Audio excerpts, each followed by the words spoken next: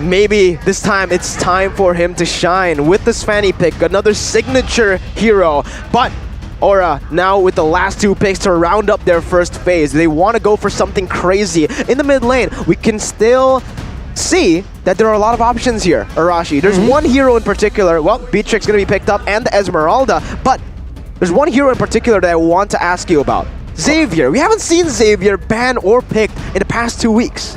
Well, it seems like he's just a bit too vulnerable in the current meta, so it's easy to play around his crowd control, whereas some of the newer, more effective heroes, right, they just have a lot more outplay potential, they have a lot more consistent utility, so I think that is the options that teams are trying to go for. For Aura though, getting that Esmeralda in the hands of Fluffy will be so good, because this man, we've talked about Boots, but Fluffy actually has his own highlight moments in the previous season. So they have to try and find an answer for this as well. We're now down to the second banning phase. Will there be a dive ban to try and ensure that Fluffy has all the snowballing potential that he needs?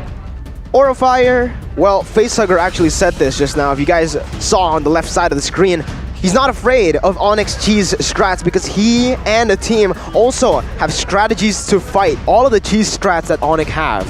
Yeah, well, we have to see here. And to add to that, there's a response by Monster. We must be aware and anticipate their unique heroes. But we also have our own unique heroes. So again, both coaches here playing the mind games, and we'll see their arts here in the first draft. But Onic Esports already limiting Godiva's heroes, Kadita and now Atlas, but for their last ban, it will be Julian. Meanwhile, for side of Aura, they do not want to go up against CW0, right?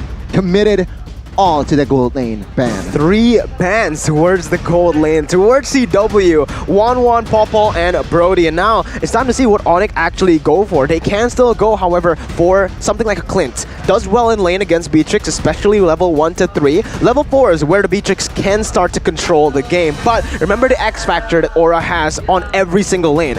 The amount of rotations, the amount of pressure that the Fanny can put with her fast movement on the map is going to be a problem, but Onic go for another counter towards the Fanny. You already have a Franco to lock this Fanny down. You pick up a Moskov to just stop that cable management. A lot of CCs here in the department of Onic Esports. You have that Moskov with the first skill, and with the second skill, and with the Bloody Hunt from Franco, and of course the knockout strike from that Paquito. A lot of CCs in that composition, but Aura of Fire, it seems like they are lacking in that CC department, so perhaps Grok can be an answer here for their composition, Arashi. The Grok, the Kufra, there's a lot of options they have to play around with right here. They for sure will want some kind of combo, because that will be what will enable the Fanny, and it will be what can be comboed with the Esmeralda and the Beatrix. The Savior, we just talked about it. It just comes out right now for Facehugger. This is a signature pick. And for Godiva, the Lolita pick,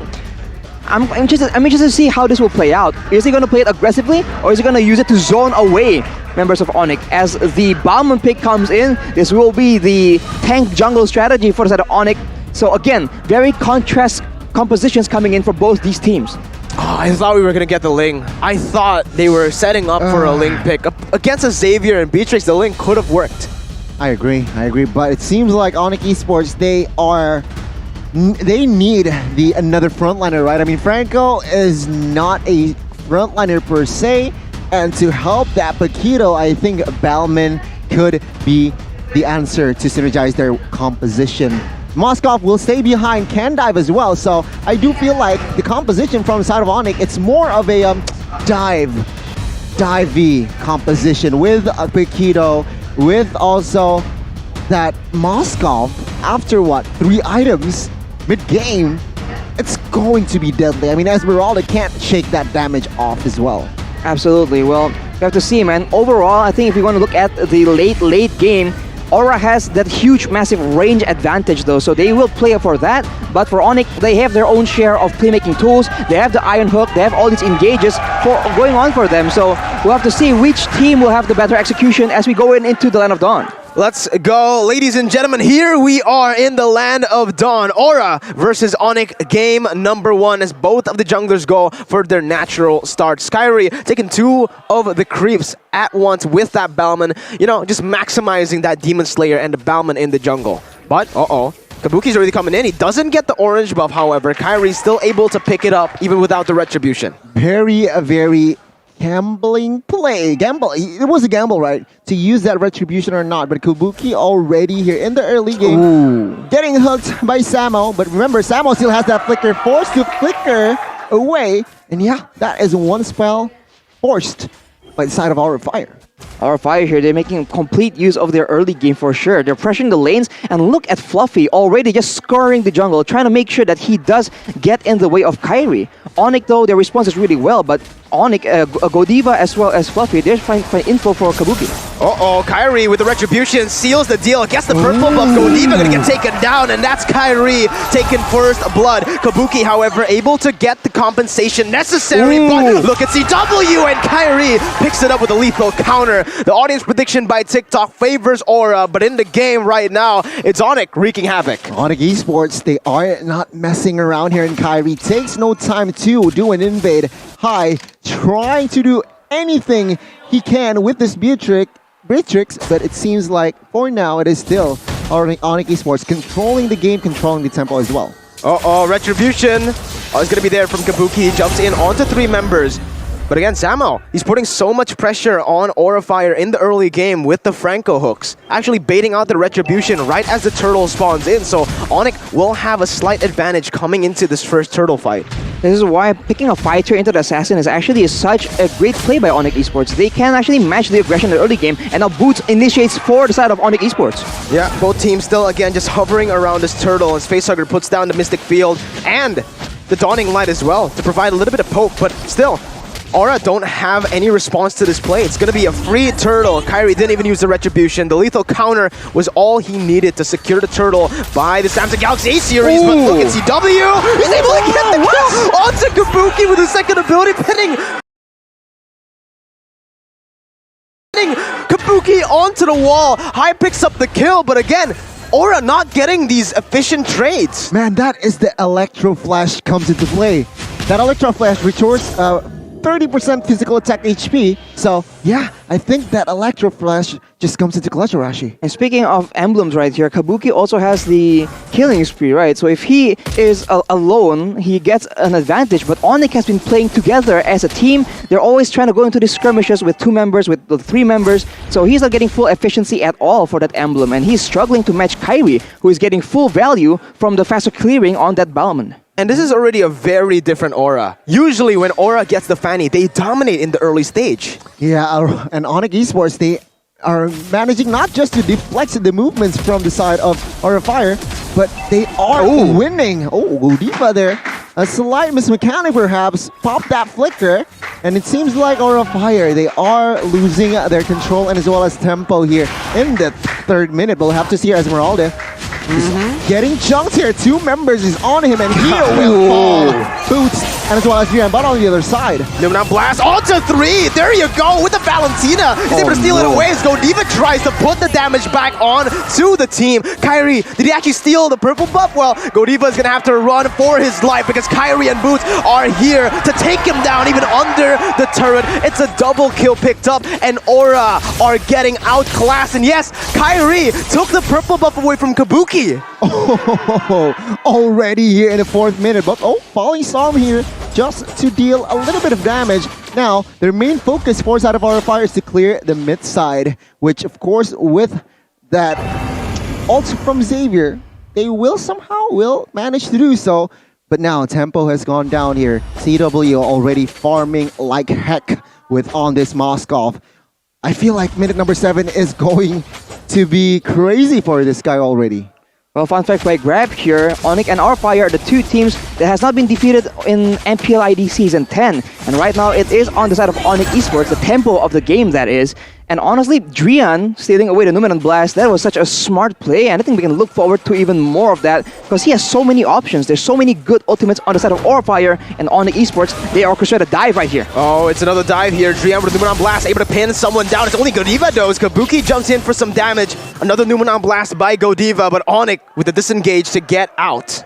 Man, oh man, it's a very, very, I don't know. It seems like Onic Esports, they are controlling the game here.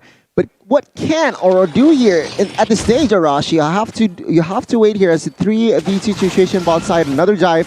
Samo taking the turret here. Yeah, Samo just pushing them off, putting some pressure down as he goes for an iron hook. He actually gets the Beatrix there down below, and the Beatrix will be taken down. No, he just gets out barely, but CW is able to chase him down. Dawning Light onto 3, and that's Kabuki coming in with the damage. Not enough. CW with the Spear of Misery, just not letting Kabuki play the game. Fluffy though, jumping with the Falling Star Moon onto CW. That's gonna be the Monon's Blast by Drian. Actually very nicely placed onto Fluffy as CW makes his escape. Boots as well comes in for the knockout strike, and Kyrie picks it up with the lethal counter. CW, he gets out, and Kabuki is gonna get taken down. Onic, clinical display. Debated. I mean, all of them Aura members, they are trying to desperately get that kill. But it seems like the teamwork, the synergy, the coordination from Onic Esports, it's just too much. And now Aura Fire, they are behind 5,000 in what, 6 minutes, Arashi. This is not a good sign. It's absolutely not a good sign. There's only 2 kills on the board for Aura Fire, and we mentioned how they like to win the team fights early on and then use that advantage to get the objectives. But Onic Esports, they're not even letting that go, so they take all the objectives, they're winning all the fights and surviving with barely a sliver of HP. I think Aura Fire, they have to try and play together here, because you see if they go in at the same time, they have a better chance, but OCW, wow, he gets out! And Samo too! Cancel! Oh my god! Samo gets the iron hook onto high, he's gonna fall! My goodness, Onic Esports completely outclassing Aura Fire. Wow, they are reading Aura Fire like a book there. And yeah, well-timed Bloody Hunt to cover. This is to cover CW, his gold laner, and both of the members survive. Item-wise here, Arashi. Uh-oh, wait a minute though. There's another fight here as Kyrie dives in deep under the tier 1. You will not find anyone except for a turret. Arashi, again, time to take a look at the items. Well, Boots on the Paquito has a Bloodlust Axe, so he can be a lot more dynamic in those fights. And whereas we can look at Facehugger, he only has the Clock of Destiny and the cooldown boots, so he doesn't have nearly enough utility to try and poke down or even deal damage. Same thing for High, he has the BOD, but that's about it. They are so behind, and they do not have enough damage to burst down the members from Onic Esports. The only one they can possibly try and get is Drian and CW, but with 3 very strong front lines in Kyrie, Boots, and Samo HT, right? 3 fighters, 3 tanks in the 3 tanks in the front line. Onic Esports can just bully them away from the objectives and actually take slowly and surely take the objectives from Aura Fire. Yeah, I mean, item-wise, I do want to point out that a Genius one was built as well, so Valentina by Drian, so Valentina is going to deal a lot of damage here, but Kyrie opening up the map. Way too tanky. That was, what, Dawning Light, Mystic Field, everything actually popped there to just deal a little bit of damage onto Kyrie. What items did he have, Arashi? Kyrie already has an Antique Curse. He has a Sky Guardian helmet as well, I believe. So he has a lot of HP to try and absorb the damage coming in from Aura Fire. And I don't know, they had a lot of time as CW. A solo kill? That is ridiculous. Against a Fanny with high and dry. 1-for-1 here, court side of Kabuki. Not good. I mean, Onic Esport is just dismantling Aura Fire's defense here.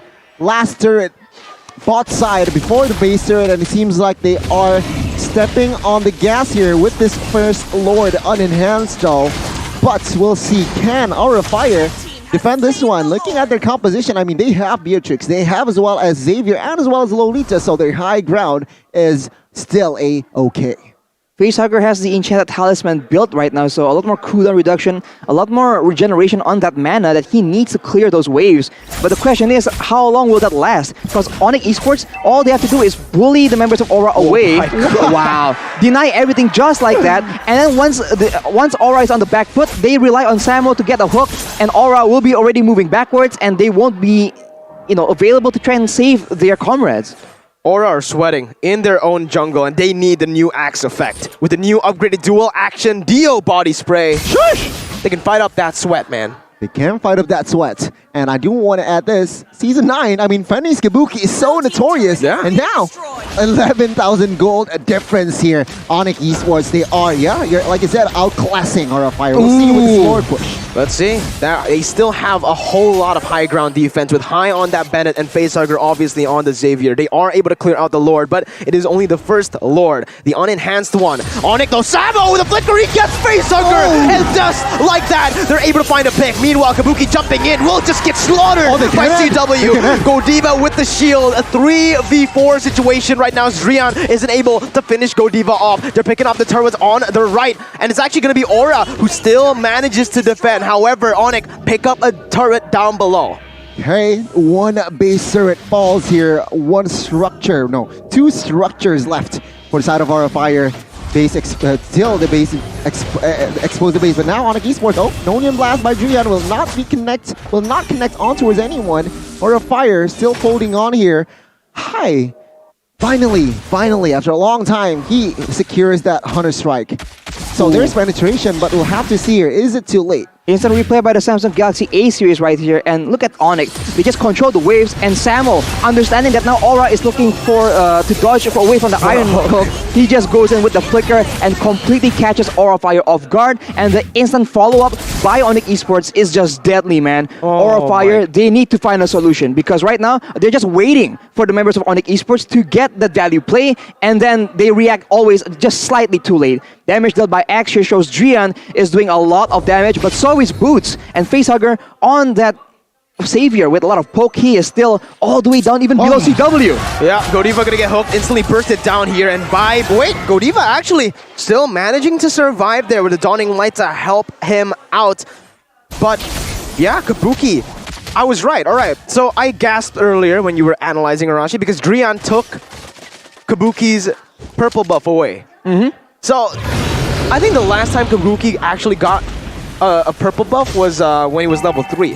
I think so. So yeah, a very tough game here for that Fanny. I mean, Drian now, he has the Holy Crystal here.